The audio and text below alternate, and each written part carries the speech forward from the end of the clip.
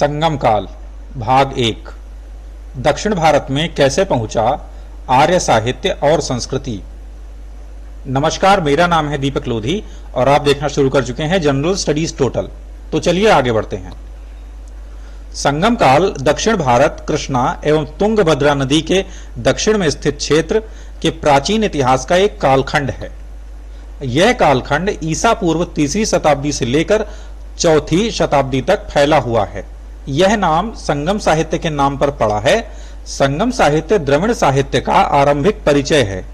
संगम से तात्पर्य तमिल कवियों के संगम या सम्मेलन से है। 8वीं सदी ईस्वी में 3 संगमों का वर्णन मिलता है। पांड राजाओं द्वारा इन संगमों को शाही संरक्षण प्रदान किया गया। तमिल किंवदंतियों के अनुसार प्राचीन दक्षिण भारत में 3 संगमों यानी तमिल कवियों के समागम का आयोजन किया गया था, जिसे मुचंगम कहा जाता था। तीनों संगमों को इस प्रकार वर्गीकृत किया गया है: प्रमुख संगम, मध्य संगम और अंतिम संगम। इतिहासकार तीसरे संगम काल को ही संगम काल कहते हैं और पहले 2 संगमों को पौराणिक मानते हैं। संगम साहित्य से ज्ञात होता है कि सप्तऋषियों में से एक अगस्त्य ऋषि ही सर्वप्रथम विंध्याचल पर्वत को पार कर दक्षिण दिशा की ओर आर्य संस्कृति का प्रचार करने गए थे। पौराणिक कथाओं में इस बात का जिक्र है कि अगस्त्य ने ही विंध्य पर्वत के मध्य में से दक्षिण भारत जाने का मार्ग निकाला था। अब हम पहले संगम की चर्चा कर लेते हैं। प्रथम संगम यानी जिसे प्रमुख संगम कहा जाता था, दक्षिण मदुराई में हुआ था, जो समुद्र का जल स्तर बढ़ने के कारण जल में डूब गया था, जिसकी वजह से उस काल के अधिक साक्ष्य उपलब्ध नहीं हैं, परंतु यह कहा जाता है कि इसकी अध्यक्षता ऋषि अगस्त्य ने की थी। दूसरा संगम यानी मध्य संगम। द्वितीय संगम कपाटपुरम में आयोजित किया गया था और इस संगम का तोल्काप्पियम नामक एकमात्र ग्रंथ उपलब्ध है, जो तमिल व्याकरण ग्रंथ है, जिसकी रचना तोल्काप्पियर नामक विद्वान ने की थी और तोल्काप्पियर ही द्वितीय संगम के अध्यक्ष भी थे। तृतीय संगम स्थल पांड राजाओं की राजधानी मदुरई था। इस संगम की अध्यक्षता नक्कियर ने की थी।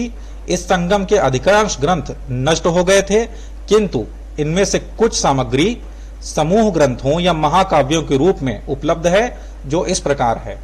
पहला एट्टुतोकै, यह एक संग्रह ग्रंथ है।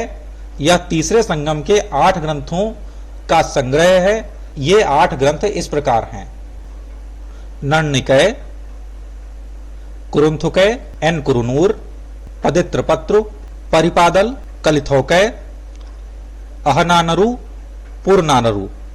दूसरा पत्तुपाडु यानी 10 गीत, 10 कविताओं का संग्रह है और यह तृतीय संगम का दूसरा संग्रह ग्रंथ है।